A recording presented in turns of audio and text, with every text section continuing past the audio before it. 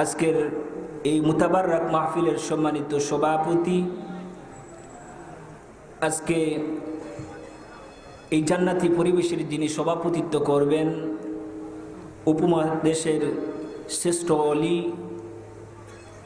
বিশ্ববরণ্য ওলিয়ে কামেল, উস্তাদুল মুহাদ্দিসিন ওয়াল মুফাসসিরিন, রইসুল কুরআন, শামসুল উলামা, আল্লামা সাহেব কিবলা ফুলতুলি রহমতুল্লাহ আলাইহির সুযোগ্য সাহেবজাদা, মুনাজির মিল্লাত, মুফতি আজম হজরত মৌলানা আল্লামা মুফতি গিয়াসউদ্দিন চৌধুরী সাহেবজাদায়ে ফুলতুলি,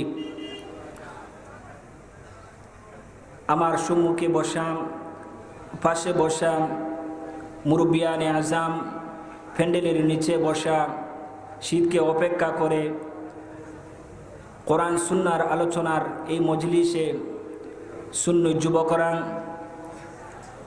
আমার বাবা তুল্য বাবারা, কচি কাঁচা অবুজ সবুজ শিশুরা, পর্দার আড়ালের সতী সদ্বী, জায়েদা আবেদা পুত পবিত্র মা ও বোনেরা, মাইকের আওয়াজ যতদূর যাচ্ছে, যাদের কর্ণকোহরে মাইকের আওয়াজ গিয়া পৌঁছেছে, আবারও ইসলামের সম্ভাষণ জানাচ্ছি আলোচনার প্রারম্ভে। আসসালামু আলাইকুম ওয়া রাহমাতুল্লাহ।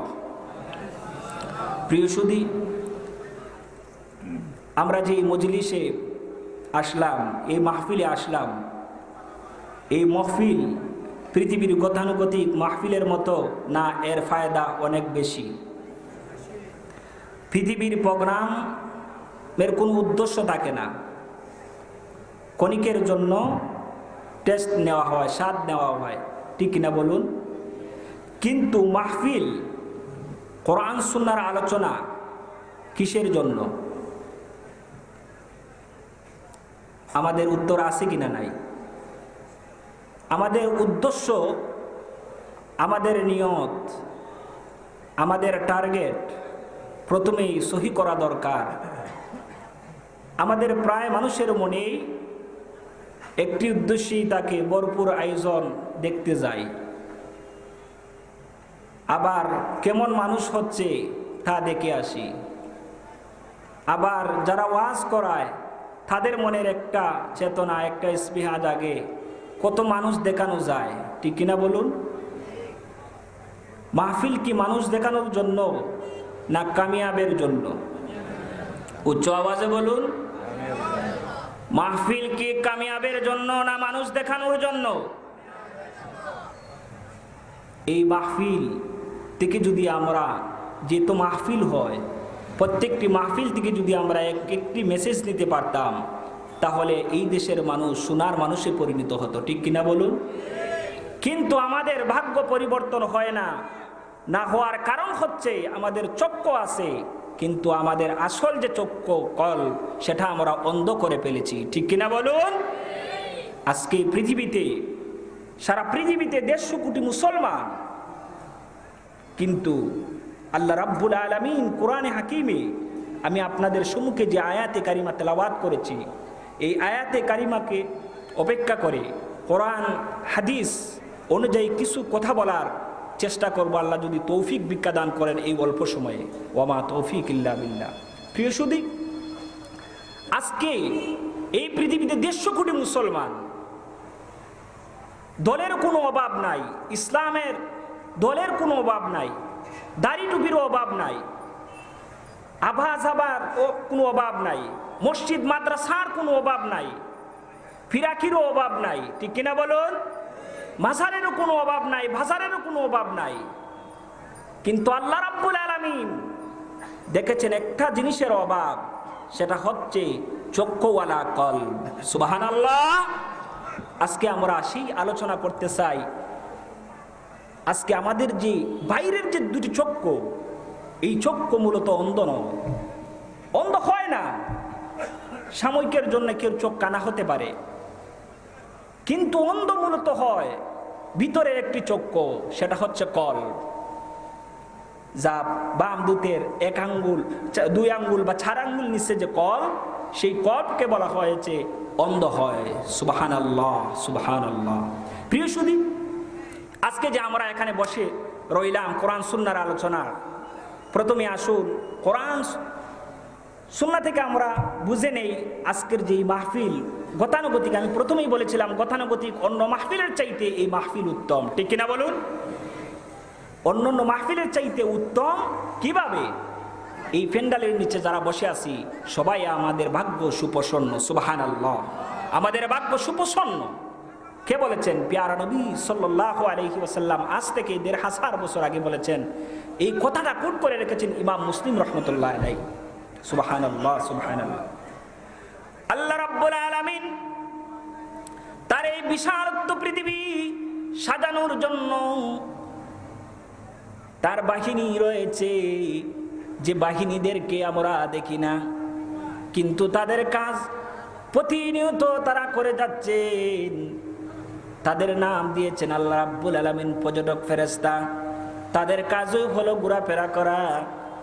যেখানে মানুষ একত্রিত হয়, জড়ো হয়, সেখানেই এই রকম মজলিস হয়, কোরআন সুন্নাহর মজলিস হয়। এমন মজলিস হলেই তারা বসে যায়। তাদের কাজ হলো ঘোরাফেরা। আমরা যারা এখানে বসে রয়েছি, আমাদের বিশ্বাস হাদিস অনুযায়ী আল্লাহর পর্যটক ফেরেশতারা আমাদের এই প্যান্ডেলের নিচে এসে বসে তাদের নূরের পাখা আমাদের মাথার উপরে বিছিয়ে দিয়েছেন। যতক্ষণ পর্যন্ত এই মাহফিল, দীর্ঘ হাদিস সংক্ষেপ করে বলবো বাবারা, যতক্ষণ পর্যন্ত এই মাহফিল খাতেম না হবে, সমাপ্ত না হবে, ফিনিশ না হবে, ততক্ষণ পর্যন্ত আল্লাহর নূরের ফেরেশতারা তারা আমাদেরকে বেষ্টনী করে নিয়ে বসে থাকেন। যখন এই মাহফিল শেষ হয়ে যাবে, খাতেম হয়ে যাবে, সমাপ্ত হয়ে যাবে, তখনই তারা আকাশের প্রাণে উপরের দিকে উঠে যাবেন। উপরের দিকে উঠতে থাকবেন। আমাদের প্রত্যেকটি আমলনামা আল্লাহর দরবারে পৌঁছিয়ে দিবে। আল্লাহ রাব্বুল আলামিন সামিউম বাসীর, তিনি জানা সত্ত্বেও ফেরেশতাদেরকে প্রশ্ন করেন, ও আমার ফেরেশতারা, তোমরা কোথায় থেকে আসলা? ফেরেশতারা বললেন, রাব্বুল আলামিন, আমরা তোমার জমিনে এমন এক মজলিস থেকে এসেছি, এমন এক মুতাবাররাক একটি দল থেকে এসেছি, এমন একটি আলোচনা থেকে এসেছি যেখানে ইউসাব্বিহুনাকা ওয়া ইউকাব্বিরুনাকা ওয়া ইউমাজ্জিদুনাকা ওয়া ইউহাল্লিলুনাক। আল্লাহু আকবার। যেখানে আপনার গুণগান করা হচ্ছে, প্রশংসা করা হচ্ছে, হামসানা পাঠ করা হচ্ছে, এমন এক মজলিস থেকে এসেছি যেখানে আপনি মাবুদের, আপনি দয়াময় আল্লাহর প্রশংসা করা হচ্ছে। আর আসতে বলেন সুবহানাল্লাহ। আমাদের কণ্ঠ আজ অন্যদের আওয়াজ বাজতে থাকে, কিন্তু ইসলামের আওয়াজের সময় আমাদের কণ্ঠ রুদ্ধ হয়ে যায়, ঠিক কিনা বলো? মুসলমানের কণ্ঠ, আল্লাহর আওয়াজ বড় থাকবে পৃথিবীর সবকিছুর চাইতে, আল্লাহর আওয়াজটাই বড় থাকবে, ঠিক কিনা বলুন? বলেন ঘাটে, বলেন বাজারে, সর্বত্র, আপনি রাষ্ট্রীয় ক্ষমতায় বলেন, সবকিছুতে, দরবারেই বলেন, খানখায় বলেন, সবকিছুতে আল্লাহর নামটাই বড় থাকবে, ঠিক কিনা বলুন? প্রিয় সুদীম, আল্লাহ রাব্বুল আলামিন বলেন, ও আমার ফেরেশতা, কিসের জন্য তারা আমার তাসবিহ পড়তেছে, গুণগান করতেছে? কিসের জন্য হামসানা পাঠ করতেছে? ফেরেশতারা বলেন, রাব্বুল আলামিন, আমাদের মনের কথাটা তারা ফেরেশতা বলতেছে, আমরা বলি নাই। সুবহানাল্লাহ। আমাদের কাছে প্রশ্নর জবাব নাই, কিন্তু আমাদের কলবে কি চায়, আমাদের অন্তরে কি চায়, সেই কথাটা ফেরেশতা আল্লাহর দরবারে পৌঁছিয়ে দিচ্ছেন। সুবহানাল্লাহ। ফেরেশতারা বলতেন, রাব্বুল আলামিন, তারা আপনার হামসানা পাঠ করে, গুণগান করে, আপনার প্রশংসা করে, একমাত্র কারণ হলো আপনার প্রশংসা করে কেবল মাত্র আপনার জান্নাতের আশায়। কিসের আশায়? না, আমরা এখানে বসে আছি কিসের আশায়? উচ্চ আওয়াজে বলেন, কিসের আশায়? আমাদের চাওয়াটা কি? জান্নাত। আমাদের চাওয়াটা কি? বিরত থাকতে চাই কিসে থেকে? জাহান্নাম থেকে। হ্যাঁ, কথা বলে না আজকে মুসলমান, তালা লেগে গেছে মুখের ভিতরে। আমরা বাঁচতে চাই কিসে থেকে? জাহান্নাম আর আগুন থেকে। আর যেতে চাই কোথায়? এর বাইরে কোনো পথ আছে? এর বাইরে কোনো পথ নাই। পথ দুটি, একটি হচ্ছে জান্নাত, একটি হচ্ছে জাহান্নাম। আল্লাহ রাব্বুল আলামিন বলেন, ও আমার ফেরেশতা, হাল রাআউ জান্নাহ, তারা কি আমার জান্নাত দেখেছে? তারা যে জান্নাতের আশা করে, তারা কি তাদের চর্মচক্ষু দিয়ে আমার জান্নাত অবলোকন করেছে? ফেরেশতারা বলে, লা। আর রাব্বুল আলামিন, তারা তোমার জান্নাত দেখে নাই, সুখময় জান্নাত তারা দেখে নাই। আল্লাহ রাব্বুল আলামিন বলেন, কাইফা রাআউ জান্নাহ, যদি তারা আমার জান্নাত দেখতো তাহলে কি করত? ফেরেশতারা বলেন, আয় রাব্বুল আলামিন, যদি সুখময় জান্নাত তারা চর্মচক্ষু দিয়ে দেখতো তাহলে ইস্তাজিরুনাক, বেশি বেশি করে তুমি মওলার দরবারে পানাহ চাইতো। আমাদের মনের কথাটা বলতেছেন ফেরেশতা। সুবহানাল্লাহ, সুবহানাল্লাহ।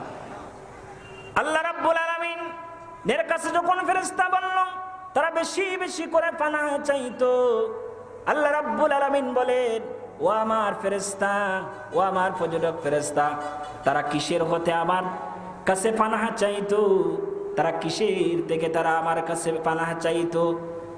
ফেরেশতারা বলে, রাব্বুল আলামিন, তারা তোমার দরবারে জাহান্নামের আগুন হতে তারা পানাহ চাইতো। জাহান্নামের আগুন থেকে পানাহ চাইতো। এই পৃথিবীর আগুনের চাইতে ৭৬ ভাগ, কেউ বলেছেন ৭০ ভাগ, কেউ বলেছেন মুহাদ্দিসিনে কেরাম হাদিস এনেছেন, কেউ বলেছেন ৯৯ ভাগ। এই পৃথিবীর আগুনের চাইতে জাহান্নামের আগুনের দহন জ্বালা শক্তি হচ্ছে এই পৃথিবীর আগুনের চাইতে ৭০ ভাগের উপরে হচ্ছে জাহান্নামের আগুনের শক্তি।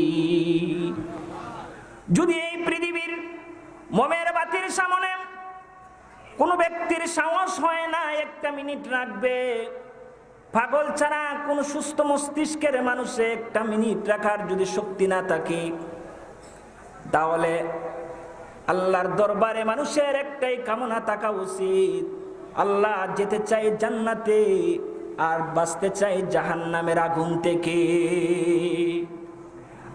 হাদিস শরীফে এসেছে জাহান্নামের আগুন কেমন? উকিদা আলান নারি আলফা সানাতিন হাত্তা বিয়াদাত, ১০০ বছর জ্বালানোর পরে, দহন দ্বারা দেওয়ার পরে এই আগুনটা এমন লাল হয়ে যায়, আহমার রাত এমন লাল হয়ে যায়, জেলাল জেলাল হচ্ছে সূর্যের যে একটা লাল রয়েছে, কিরণ লাল শেষ বেলায় যায়।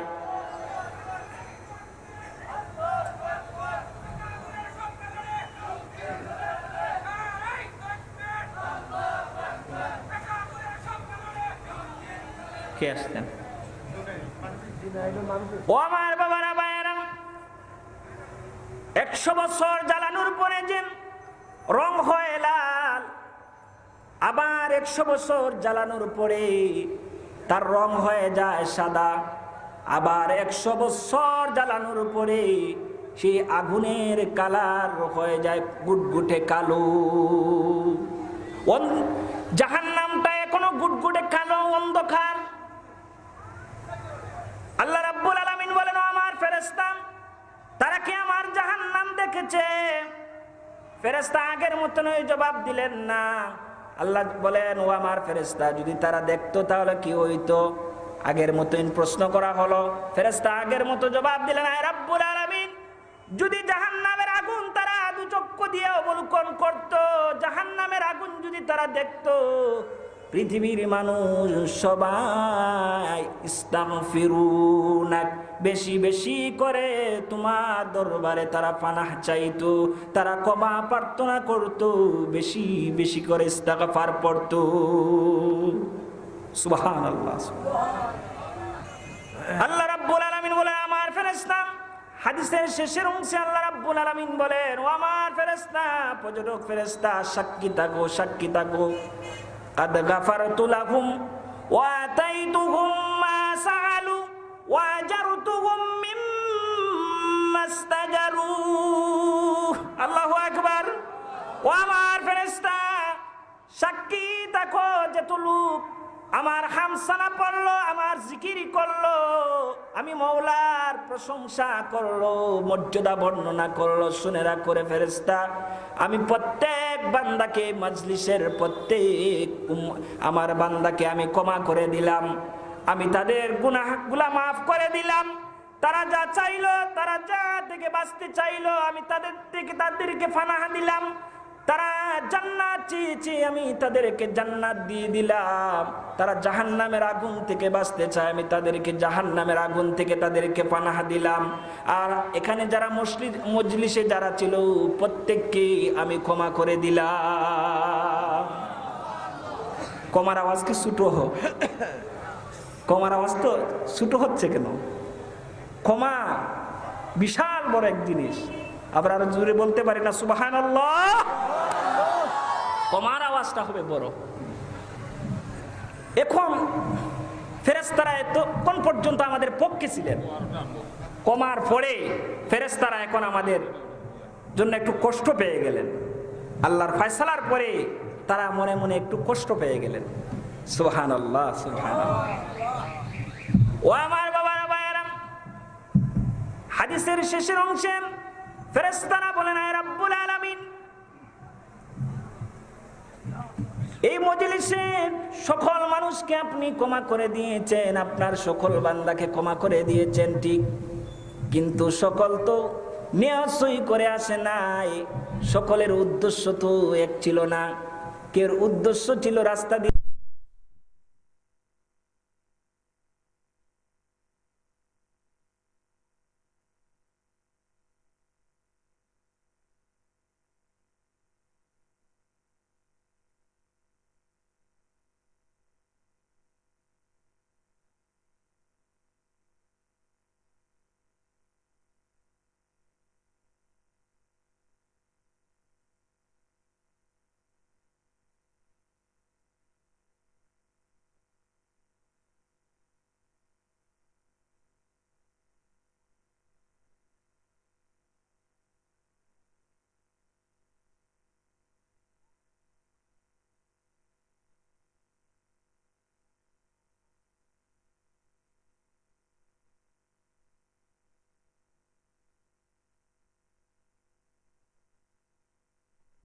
বদকারকেও মাফ করে দিলাম, কারণ এটা এমন এক মজলিস, নেককারের সাথে যখন বদকাররা বসে যায়, নেককারদের সাথে বদকারকেও আল্লাহ ক্ষমা করে দেয়। এই জন্য সহবতে সালেহ সালে তোরা কুনাত, সহবতে তালে তালে তোরা কুনাত, এক জামানা সহবতে বা আউলিয়া, বেহতরা জো সদ সালা তোআতে বেরিয়া। আল্লাহু আকবার। আজকে আমরা এমন এক মজলিসে এসেছি যেখানে সোহবত পাবো আল্লাহর ওলিদের, ঠিক কিনা বলুন? এই মজলিসে আমরা দেখেছি আমাদের পীর মুর্শিদ সারা বিশ্বে যার নাম ছড়িয়ে ছিটিয়ে রয়েছে খেদমতে, তার আজকে এখানে তিনি প্রতি বছর আসতেন আমাদের পীর মুর্শিদ এর যাওয়ার পরে এই মাহফিলে প্রতি সময়ে প্রতি বছরেই এখানে আল্লাহর ওলির আওলাদরা আসেন, ঠিক কিনা বলুন? আমাদের পীর মুর্শিদ আল্লামা সাহেব কিবলা ফুতুলি রহমাতুল্লাহ আলাইহি সাহেব জাদাগণ সবাই আল্লাহর ওলি, ঠিক কিনা বলুন? কারণ তাদের চান চরণে, আচার আচরণে, তাদের ব্যক্তিত্বে আমরা দেখেছি প্রত্যেকটি গুণই হচ্ছে আল্লাহর ওলিদের গুণ। সুবহানাল্লাহ। আজকে আল্লাহর ওলি এখানে আসবেন যথাসময়ের ভিতরে, আপনারা কষ্ট করে বসে থাকবেন, কারণ আল্লাহর ওলিদের মজলিসে যদি বসে থাকেন। সম্মানিত সুধী, আমাদের আজকের মাহফিলে সম্মানিত প্রধান অতিথি, আলহামদুলিল্লাহ, আলহামদুলিল্লাহ, সবাই বলেন আলহামদুলিল্লাহ। আজকে মাহফিলের প্রধান অতিথি, যিনি সারা বাংলাদেশের মুফাসসির জগতের নক্ষত্র, যিনি মুনাজিরে মিল্লাত, আজকে আমাদের সবার সুন্নিয়তের অহংকার, আজকের মাহফিলের প্রধান অতিথি এসে গেছেন, সবাই বলেন আলহামদুলিল্লাহ। আমরা খুশি না বেজা? খুশি না বেজা? আমরা ইনশাআল্লাহ যথাসময়ের ভিতরে এখানে আসবেন, আপনারা বসে থাকবেন, কেউ উঠবেন না। উঠবেন? কেউ উঠবেন না ইনশাআল্লাহ। আপনারা যারা এখনো প্যান্ডেলের বাইরে, এরা প্যান্ডেলের ভিতরে আসার জন্য আমি অনুরোধ করছি। আজকের প্রধান অতিথি আলোচনা করবেন, আপনারা প্যান্ডেলের ভিতরে এসে যান, যথাসময়ে তিনি চলে আসবেন। প্রিয় সুদীপ, আমরা বলছিলাম আজকের যে সহবত পেতে চাই, আল্লাহর ওলি আজকে এখানে আসবেন, কারণ আল্লাহর ওলিদের পাশে থাকলে হাজার বছরের যে ইবাদতি করতেন সেই ইবাদতির সওয়াব আল্লাহর ওলিদের কদমে বসে থাকলে পাওয়া যায়। সুবহানাল্লাহ। মুজাদ্দিদ আল-ফিসানি রহমতুল্লাহ আলাইহি, আপনারা মনে খটকা আসতে পারে, আল্লাহর ওলিদের পাশে বসলেই নেক হয়ে যাবে, আসতে পারে কিনা? না। মুজাদ্দিদ আল-ফিসানির নাম শুনছেন কিনা? মুজাদ্দিদ আল-ফিসানি রহমতুল্লাহ আলাইহি, তার খাদিম জ্ঞানী ছিল না, শিক্ষাও ছিল না। এই খাদিমের পাশে 12টা বছর কাটালেন।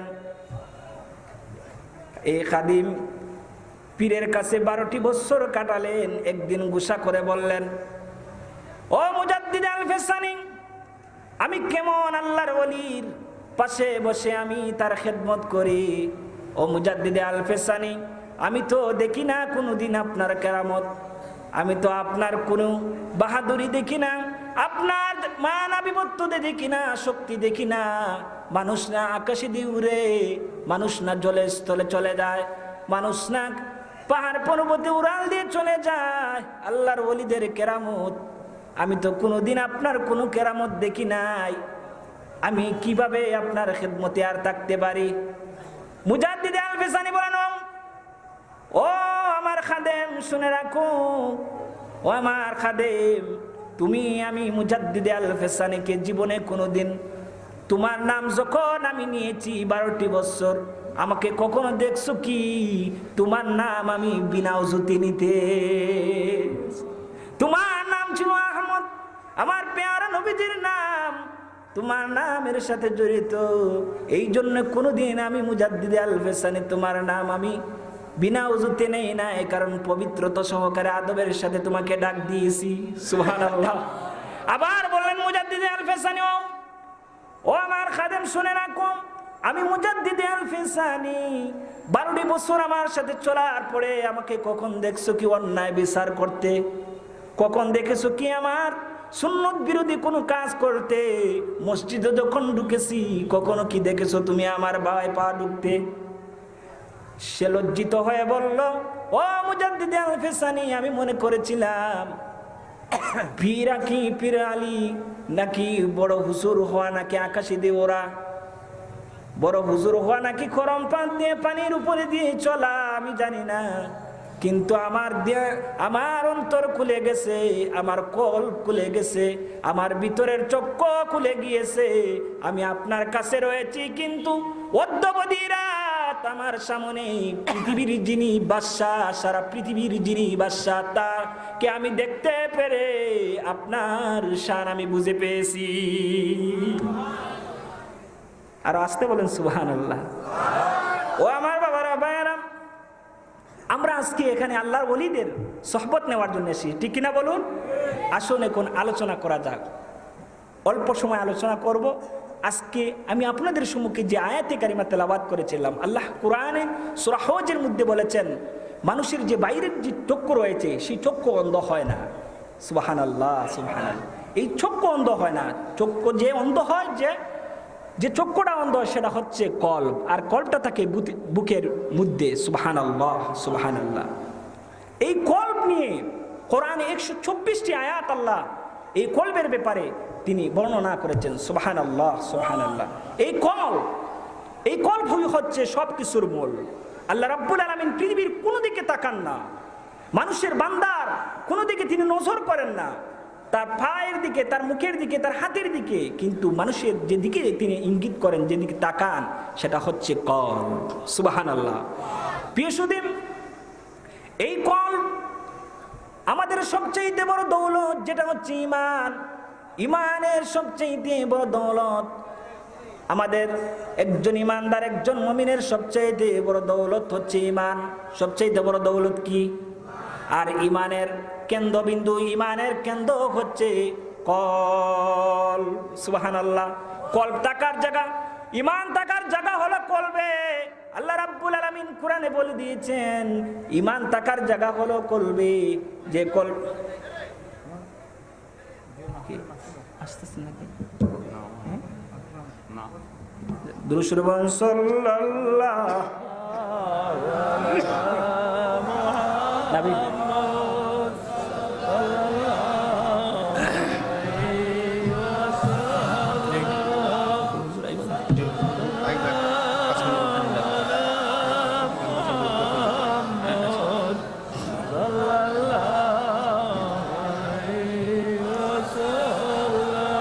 সাল্লাল্লাহু আলা মুহাম্মদ সাল্লাল্লাহু আলাইহি ওয়াসাল্লাম সাল্লাল্লাহু আলা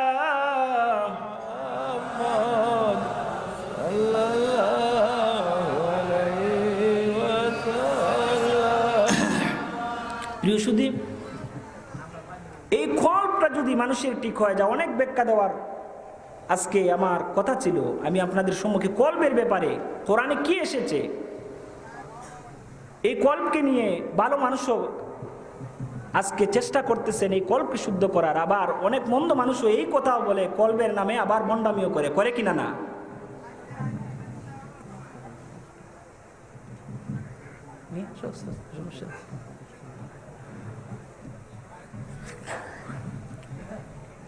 এই কলবকে নিয়ে ভালো হুজুররাও কথা বলে, আবার হুজুর নামের মানুষরাও, লেবাসদারি মানুষরাও কলবকে নিয়ে বন্ডামি করে, ঠিক কিনা বলুন? এই পৃথিবীর ভিতরে এই কলব যদি ঠিক হয়ে যায় তাহলে তার সমস্ত কিছু ঠিক হয়ে যায়। পৃথিবীর সবচেয়ে দামি জিনিস হচ্ছে কল। হযরতে লুকমান আলাইহিস সালামকে প্রশ্ন করা হলো, সেই সময়ের বাদশা লুকমানকে নিয়ে আসলো, মানুষের অনুরোধে জ্ঞানী লুকমানকে নিয়ে আসলো। লুকমান, তুমি নাকি সবচাইতে জ্ঞানী, তোমাকে আমি মরুভূমিতে গরু চড়াচ্ছি, উট চড়াচ্ছি।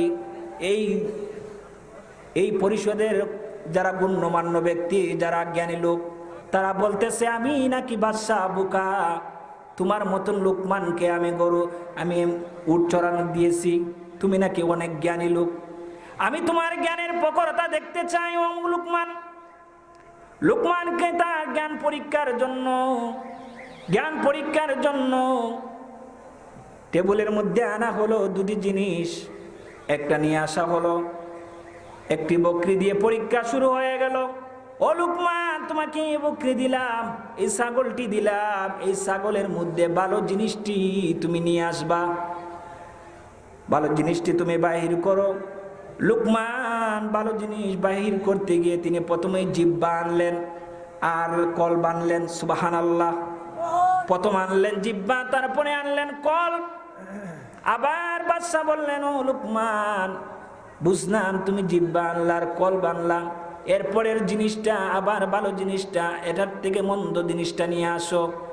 আর একটা ছাগল থেকে মন্দ জিনিস নিয়ে আসলেন, তিনি মন্দ জিনিস আবার একই রকম ওই জিনিসটা আনলেন, তিনি কল বানলেন, আবার জিহ্বাটা নিয়ে আসলেন।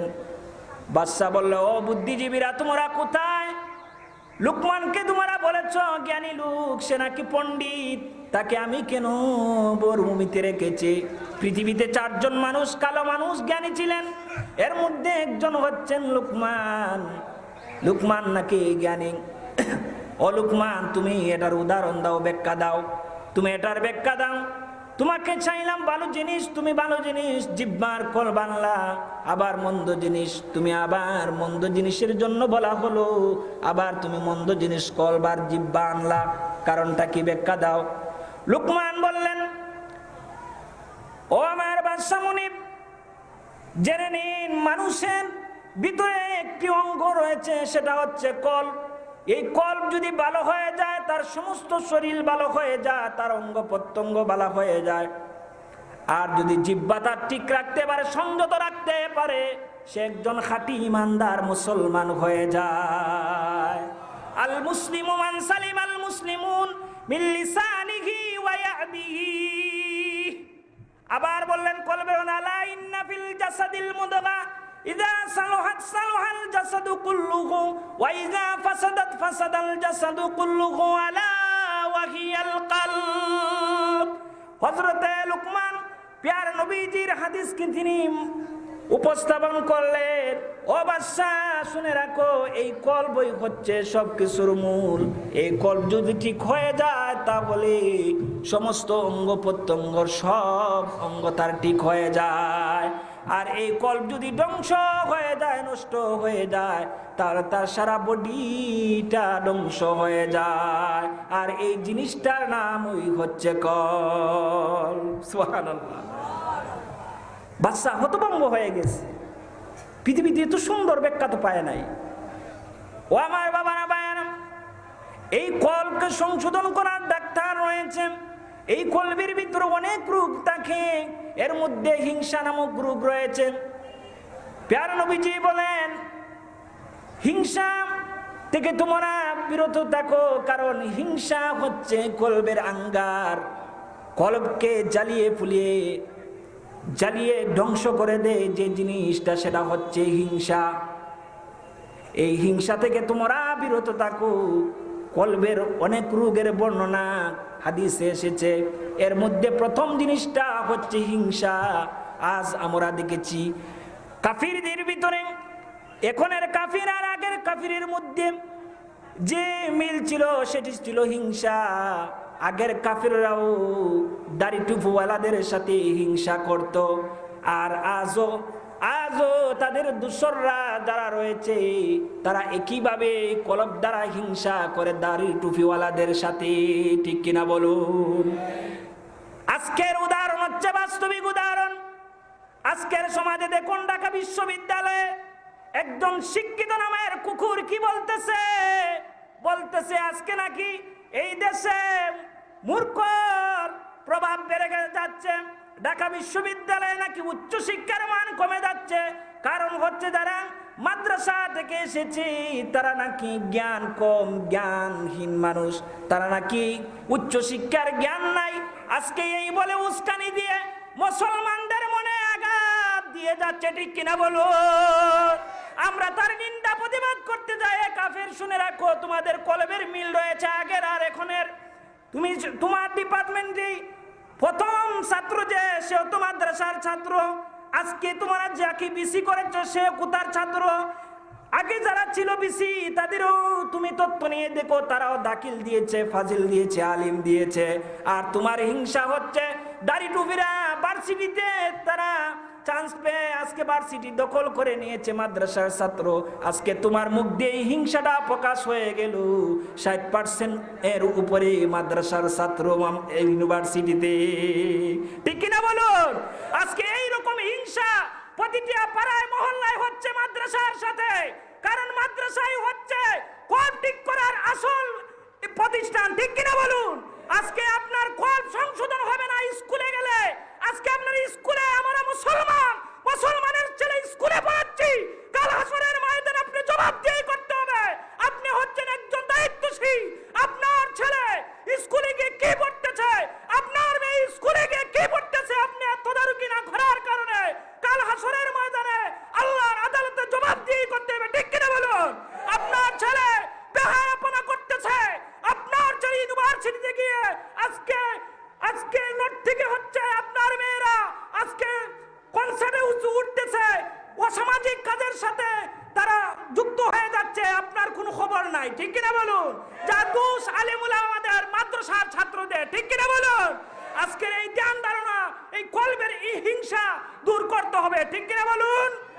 আজকে আমরা মুসলমান, লজ্জা করা উচিত।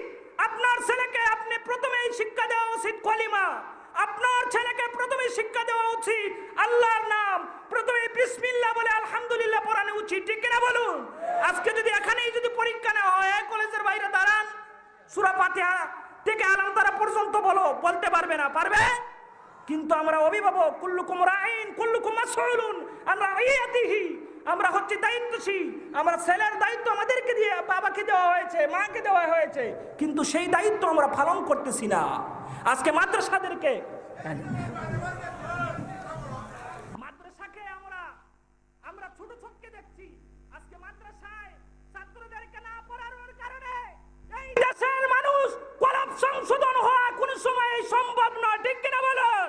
এই জন্য পীর মুর্শিদ যারা রয়েছিলেন, আমাদের যারা আল্লাহর ওলিরা ছিলেন, তারাই প্রত্যেকেই মাদ্রাসায় পড়ে প্রথমেই তারা এই ক্লাসে উত্তীর্ণ হয়েছিলেন, ঠিক কিনা বলুন?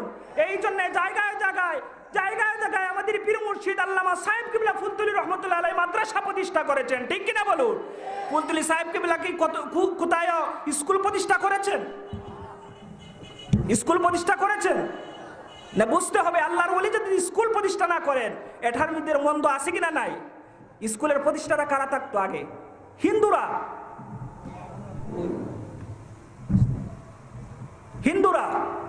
আর মাদ্রাসা প্রতিষ্ঠা করেছে কে? কথা বলেন, এটা দিলের কথা বলতেছি।